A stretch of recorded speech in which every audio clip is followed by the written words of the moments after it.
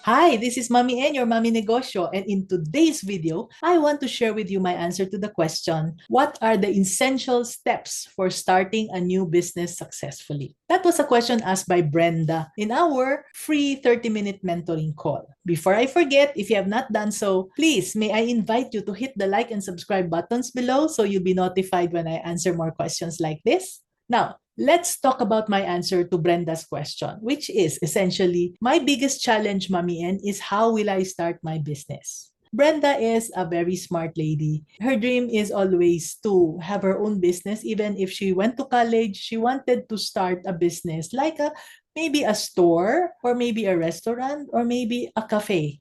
Those are the businesses that she was mulling about and she did not really know how to do it, what to start, and what to do. So, what I did was to share with Brenda Mia's story because Mia was just like Brenda and Mia was one of my coaching clients earlier this year. Mia was young and she loved to design t-shirts. But she said, I want to create t-shirts as a business, Mommy, and but I don't know how to start. So I said, okay, you know that designing t-shirts was what you love. And there are many other t-shirt designers, right? So what can set you apart? I asked Mia. And eventually, after a lot of brainstorming with Mia, what came out was that she could make t-shirts that tell stories. She loved that because she loved designing t-shirts and she loved telling stories as well. She was very creative. After that brainstorming session, she became so proud of herself and so happy about the direction that she can take. Now that you know that you want to tell stories with your t-shirts, the next thing you need to find out, Mia, I said, is to find people who would like t-shirts that tell stories because some people don't like that. That was the thing that puzzled her. Huh?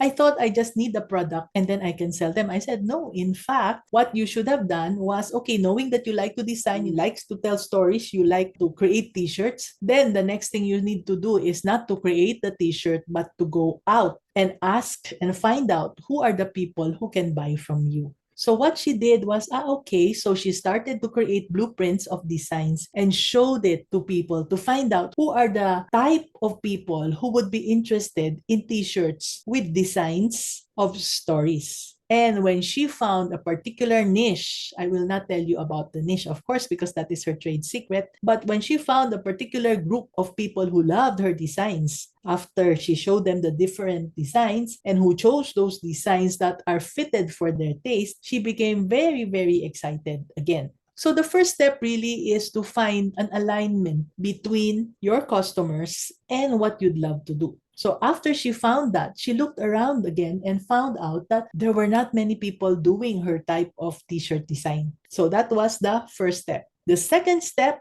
after she found out that there are people who are willing to buy her t-shirt designs and there are not many competitors, actually there are no competitors who can do it the way she does, the second step is to plan her business. So I guided her to write down her ideas on paper. There was so much to think about and she was so overwhelmed with the process. And I said, okay, just take it slowly one by one. And then now, since you already have people who are ready to buy your product and you already have an idea, then do the computation. You don't even need to do the t-shirt. Or you can create the t-shirt if you want to so that you will know how much it will cost, but just create one and then make a projection of the many that you will be creating. So she started with how much the things will cost. It was very tough because it was very difficult to do the mathematics for just one t-shirt. It was tough, but I guided her and she felt very confident afterwards. The next thing is now that you already have computed the costing of the t-shirt, find out where you can sell them. Many places that you can sell them were expensive. So either you needed to pay rent or you needed to sell your t-shirts to the stores on consignment and on a huge discount. And that was probably not very advisable. So what she found was a little place, a cozy little spot near a school. And that gave her a lot of relief and said, Mommy, and I found the perfect spot. The rent is very small and I don't have to give a commission to anybody. I can get the whole amount for myself. So, okay, so after she has done all the computations and she has even tried to produce a few t-shirts and tried to sell them, it was time to get the money ready. So that was the third step. So she saw that, okay, I just needed this amount. She could either talk to her mom and borrow some money, or she could either get the savings that she has already accumulated since she was a kid. So if she does not have enough money, one of the sources would be, of course, her family or maybe the bank. But for a small business, banks are not that open to support small businesses.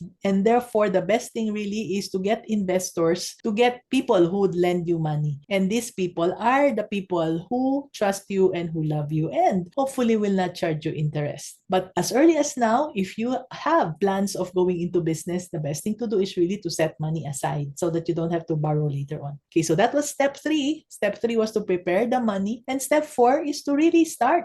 So Mia started small. She started with a few t-shirt types and she was not sure if those t-shirts would sell well. So because she was starting small, she was able to see which ones would click and which ones really would not. You would only know if they start to pay you. So finally, she was able to start selling them and eventually she was able to accumulate a team of 2 more people. She was very happy to identify and to get a feel of t-shirts that would sell most. She also gave out some free samples for some organizations because she needed some customers to be added to her group of customers. And with those free samples, people tried them on. They felt beautiful. They felt that they liked the t-shirts and they bought some more. And as people bought some more, Mia felt more and more confident. So what is step 5? So step 5, of course, is to keep on continuing. Step 5 will never end. Even if your business is 20 years old, 30 years old, 40 years old, you need to continuously listen and to grow. That's step 5. Listen and grow.